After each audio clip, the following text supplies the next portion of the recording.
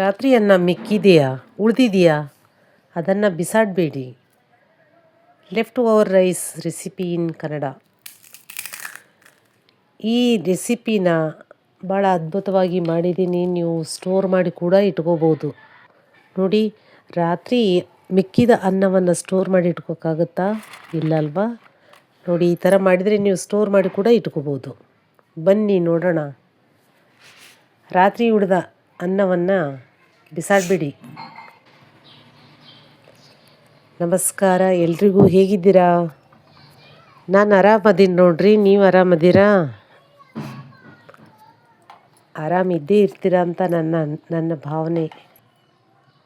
ಬರ್ರಿ ಕುರುಡಿಗೆ ಮಾಡೋಣ. ಮಿಕ್ಕಿದ ಅನ್ನದಿಂದ ಕುರುಡಿಗೆ ಹೆಂಗೆ ಮಾಡೋದನ್ನು ನೋಡೋಣ ಬನ್ನಿ.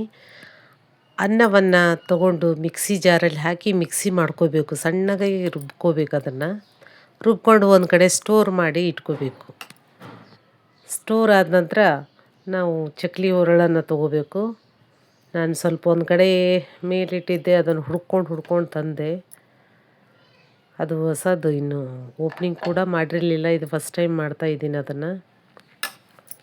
ನೋಡಿರಿ, ಈ ಥರ ಎಲ್ಲ ಒಂದು ಕಡೆ ಎಲ್ಲ ರುಬ್ಕೊಂಡು, ಅನ್ನ ಸ್ವಲ್ಪ ಜಾಸ್ತಿನೇ ಮಿಕ್ಕಿತ್ತು, ಹಾಗಾಗಿ ಚಕ್ಲಿ ಮಾಡೋಣ ಅಂತ ಮಾಡ್ತಾಯಿದ್ದೀನಿ. ಈ ಚಕ್ಲಿ ಒರಳು ತೊಗೊಂಡು, ಹೊಸದೇ ಅಲ್ವಾ ನೋಡಿ, ಈ ಥರ ಇದೆ, ತೊಳ್ಕೊಂಡಿದ್ದೀನಿ. ಇದೆಲ್ಲ ತೊಗೊಂಡು ಬಿಡಿಸಿದ್ರೆ ಇಷ್ಟೊಂದು ಅಚ್ಚುಗಳದಾವೆ ಇದರಲ್ಲಿ. ನಮಗೆ ಬೇಕಾಗಿರೋದು ಚಕ್ಲಿ ಮಾಡೋ ಒರಳು ಮಾತ್ರ ಬೇಕದು ಅಚ್ಚು. ಅದರಲ್ಲಿ ರುಬ್ಕೊಂಡಿದ್ದೀನಲ್ಲ, ಇದು ಪ್ಲಾಸ್ಟಿಕ್ ಒಂದು ಕವರ್ ಹಾಸ್ಕೊಂಡು ಅದಕ್ಕೆ ಸುತ್ತ ಎಲ್ಲ ಕವರ್ ಮಾಡಿ ಇಟ್ಕೋಬೇಕು. ಕಲ್ಲಾದ್ರೂ ಇಟ್ರಿ, ಏನಾದರೂ ಇಟ್ಕೊಂಡು ಕವರ್ ಮಾಡಬೇಕು, ಇಲ್ಲಾಂದ್ರೆ ಪೇಪರ್ ಹಾರಿಬಿಡ್ತದೆ. ಆಮೇಲೆ ಅದು ರುಬ್ಬಿದ್ದು ಮಿಶ್ರಣ ಏನಂದ್ರೆ, ಸ್ವಲ್ಪ ಕೈಗೆ ನೀರು ಹಚ್ಕೊಂಡ್ರೆ ಅದು ಕೈಗೆ ಅಂಟಲ್ಲ, ಇಲ್ಲಾಂದ್ರೆ ಕೈಗೆ ಅಂಟು ಬಿಡ್ತದೆ. ಎಣ್ಣೆ ಅಂತೂ ಬಳಸಲೇಬೇಡ್ರಿ. ಎಣ್ಣೆ ಹಚ್ಕೊಳ್ಳೋದ್ರಿಂದ ಕುರುಡಿಗೆ ಹಾಳಾಗ್ತವೆ, ಸ್ಟೋರ್ ಮಾಡೋಕ್ಕಾಗಲ್ಲ. ಈ ಥರ ಕೈಗೆ ಸ್ವಲ್ಪ ನೀರು ಹಚ್ಕೊಂಡು ಚಕ್ಲಿ ಒರಳಲ್ಲಿ ಹಾಕ್ಕೊಳ್ತಾ ಇದ್ದೀನಿ. ನೋಡಿ, ಈ ಥರ ಹಾಕ್ಕೋಬೇಕು. ಹಾಕ್ಕೊಂಡು ಕೈಗೆ ಅಂಟಿಲ್ಲ ನೋಡ್ರಿ.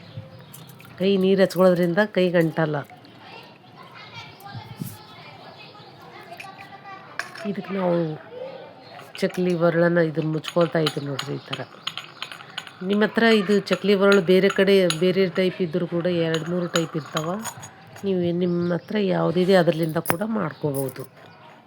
ಅದಕ್ಕೆ ಈ ಥರ ಟೈಟಾಗಿ ಮುಚ್ಕೋಬೇಕು. ಅದು ಮುಚ್ಚಳನ ಮುಚ್ಚಿ ಹುಡುಗಿ ಈ ಥರ ಹಾಕ್ಕೋಬೇಕು. ನಿಮ್ಗೆ ಯಾವ ಥರ ಡಿಸೈನ್ ಬೇಕು ಆ ಥರ ಉದ್ದುದ್ದ ಕೂಡ ಹಾಕ್ಕೋಬೋದು. ನಾನು ರೌಂಡಾಗಿ ಚಕ್ಲಿ ಥರ ಹಾಕ್ಕೊಂಡಿದ್ದೀನಿ ನೋಡಿರಿ. ಈ ಥರ ಬಿಡಿಸ್ಕೋಬೇಕು.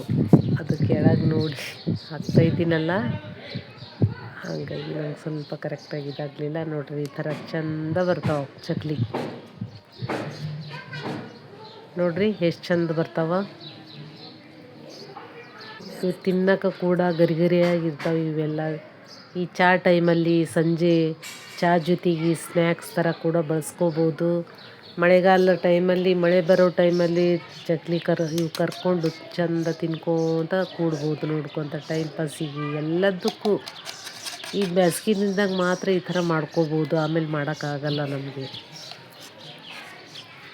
ಹಾಗಾಗಿ ಇದು ಅನ್ನ ವೇಸ್ಟ್ ಕೂಡ ಮಾಡ್ತಾ ಇಲ್ಲ. ಇದನ್ನು ಈ ಥರ ಮಾಡ್ಕೊತಾ ಇದ್ದೀನಿ ನೋಡ್ರಿ. ನೀವು ಈಗ ಅನ್ನ ಉಳಿದಿದ್ರೆ ಮಿಕ್ಕಿದ್ರೆ ಈ ಥರ ಮಾಡಿಕೊಡ್ರಿ. ಇದನ್ನು ನಾವು ಸ್ಟೋರ್ ಮಾಡಿ ಕೂಡ ಇಟ್ಕೋಬೋದು, ಏನೂ ಹಾಳಾಗಲ್ಲ. ಈ ಥರ ಮಾಡಿದ ನಂತರ ಹಾಳಾಗಲ್ಲ ಅದು. ನೋಡಿರಿ, ಈ ಥರ ಹಾಕ್ಕೋಬೇಕು. ಭಾಳ ಚಂದ ಬರ್ತಾವ್ರಿ ಚಕ್ಲಿ.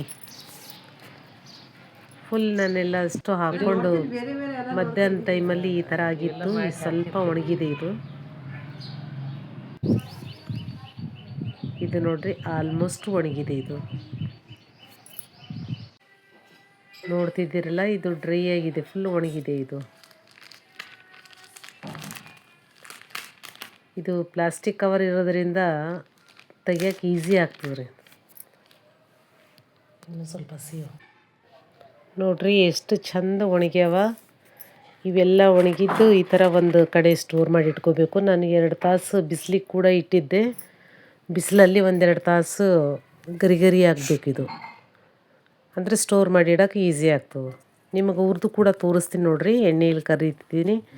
ಒಂದು ಕಡೆಯಲ್ಲಿ ಎಣ್ಣೆ ಬಿಸಿ ಮಾಡಿಕೊಂಡು ಇವು ಕುರುಡಿಗಿ ಒಣಗಿರೋ ಕುರುಡಿಗಿನ ತೊಗೊಂಡು ಹಾಗೆ ಎಣ್ಣೆಲಿ ಹಾಕಿದ್ದೀನಿ ನೋಡ್ರಿ. ಎಣ್ಣೆಲಿ ಕರೆದು ಕೂಡ ನಿಮಗೆ ತೋರಿಸ್ತೀನಿ. ಭಾಳ ಚಂದ ಬಂದಾವ್ರಿ, ಟೇಸ್ಟಿಯಾಗಿ ಅವ ಗರಿ ಗರಿ ನೋಡ್ರಿ. ಎಷ್ಟು ಚಂದ ಉಬ್ಬಕತ್ತಾವ ನೋಡ್ರಿ. ಎಣ್ಣೆಯಲ್ಲಿ ನಾನು ಒಂದೊಂದೇ ಹಾಕ್ಕೊಂಡು ನಿಮ್ಗೆ ತೋರ್ಸೋಗೋಸ್ಕರನೇ ನಾನು ಇವಾಗ ಕರಿತಾ ಇರೋದು. ಎಣ್ಣೆಲಿ ಕರೆದು ನಿಮಗೆ ತೋರಿಸ್ತಾ ಇದ್ದೀನಿ.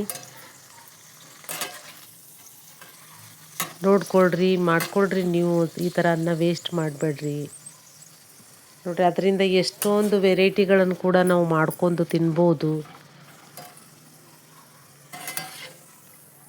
ನೋಡ್ರಿ. ಎಷ್ಟು ಚಂದ ಬಂದದ. ಎಣ್ಣೆ ಬಿಸಿ ಮಾಡಬೇಕಾದ್ರೆ ಗ್ಯಾಸ್ ಸ್ಟವ್ನ ಲೋ ಫ್ಲೇಮಲ್ಲಿ ಇಡಬೇಕು. ಯಾಕಂದರೆ ಉರಿನ ಜಾಸ್ತಿ ಇಟ್ಟರೆ ಇವು ಜಾಸ್ತಿ ಕಪ್ಪಾಗೋ ಚಾನ್ಸಸ್ ಇರ್ತದೆ. ಹಾಗಾಗಿ ಯಾವುದೇ ಕರಿಯೋ ಪದಾರ್ಥಗಳಿದ್ರೆ ಸ್ವಲ್ಪ ಲೋ ಫ್ಲೇಮಲ್ಲಿ ಇಟ್ಟರೆ ಚೆನ್ನಾಗಿ ಉರಿತವೆ. ಬೆಳ್ಳಗೆ ವೈಟಾಗಿ ಇರ್ತವೆ ನೋಡ್ರಿ. ಇಲ್ಲಾಂದ್ರೆ ಕಪ್ಪಾಗಿ ಬಿಡ್ತಾವೆ, ಇಲ್ಲ ಕೆಂಪಾಗ್ತವೆ ನೋಡ್ರಿ. ಎಷ್ಟು ಚಂದ ಬಿಳಿ ಬಿಳಿ ಅದಾವೆ ಲೋ ಫ್ಲೇಮಲ್ಲಿ ಇಟ್ಟು ಸಲುವಾಗಿ. ಮತ್ತು ಚಂದ ಕರಿತಾವೆ ಕೂಡ. ಎಲ್ಲ ಕಡೆ ಉರಿಯೋಕೆ ಈಸಿ ಆಗ್ತವೆ. ನಾನು 1-2 ಹಾಕಿ ನಿಮಗೆ ಹುರಿದು ತೋರಿಸ್ತಾ ಇದ್ದೀನಿ ನೋಡ್ರಿ. ನೋಡ್ರಿ ಎಷ್ಟು ಚಂದ ಉಬ್ಬಕತ್ತಾವ. ಎಷ್ಟೊಂದು ಈಸಿಯಾಗಿ ಮಾಡ್ಕೋಬೋದು. ಯಾವಾಗಲೂ ತಿನ್ನೋಕೆ ಈಸಿಯಾಗಿ ತಿನ್ಬೋದು. ಚಹಾ ಜೊತೆಗೆ ಮಕ್ಕಳಿಗೆ ಬೇಕಾದಾಗ ಕರೆದು ಕೊಡಬೇಕು. ಊಟದ ಜೊತೆ ತಿನ್ನೋಕೆ ಭಾಳ ರುಚಿಯಾಗಿರ್ತಾವ್ರಿ. ಈ ಥರ ಮಾಡ್ಕೊಂಡು ತಿನ್ನಿರಿ. ಬೇಸಿಗೆ ಟೈಮಲ್ಲಿ ಈ ಥರ ವೇಸ್ಟ್ ಆಗಲ್ಲ. ಚಂದ ಹುರ್ಕೊಂಡು ತಿನ್ನೋಕ್ಕೂ ಚಂದ ಇರ್ತದೆ. ಫಸ್ಟ್ ಟೈಮ್ ನನ್ನ ಚಾನಲ್ನ ನೋಡೋರು ಸಬ್ಸ್ಕ್ರೈಬ್ ಮಾಡ್ಕೊಂಡು ನೋಡಿರಿ. ಈ ವಿಡಿಯೋ ನಿಮಗೆ ಇಷ್ಟ ಆದರೆ ನಿಮ್ಮ ಫ್ರೆಂಡ್ಸಿಗೆ ಯಾರಿಗಾದರೂ ಶೇರ್ ಮಾಡಿರಿ. ಇದು ಒಂಥರ ಸೀಸನ್ ಇದ್ದಂಗೆ, ಬೇಸಿಗೆ ಟೈಮಲ್ಲಿ ಮಾಡ್ಕೊಳ್ಳೋಕೆ ಅವ್ರಿಗೂ ಕೂಡ ಒಂದು ಹೊಸ ರುಚಿ ಕಲ್ತಂಗೆ ಆಗ್ತದೆ. ಶೇರ್ ಮಾಡಿರಿ. ಒಂದು ಲೈಕ್ ಕೊಡೋದನ್ನು ಮಾತ್ರ ಮರಿಬೇಡ್ರಿ. ಇಷ್ಟ ಆದರೆ ಒಂದು ಕಮೆಂಟ್ ಮಾಡಿರಿ ನೋಡ್ರಿ. ಎಷ್ಟು ಚಂದ ಬಂದಾವೆ. ಭಾಳ ಗರಿ ಗರಿಯಾಗಿರ್ತಾವ್ರಿ ಇವು ಕುರುಡಿಗಿ. ಥ್ಯಾಂಕ್ ಯು ಸೋ ಮಚ್ ಎಲ್ರಿಗೂ ನನ್ನ ವಿಡಿಯೋನ ನೋಡಿದ್ದಕ್ಕೆ. ನೋಡ್ರಿ ಇಷ್ಟು ಚೆನ್ನಾಗಿ ಬಂದಿರೋ ಕುರುಡಿಗಿನ ನಿಮ್ಮ ಮನೆಯಲ್ಲಿ ಕೂಡ ಮಾಡ್ಕೊಂಡು ತಿನ್ನಿರಿ.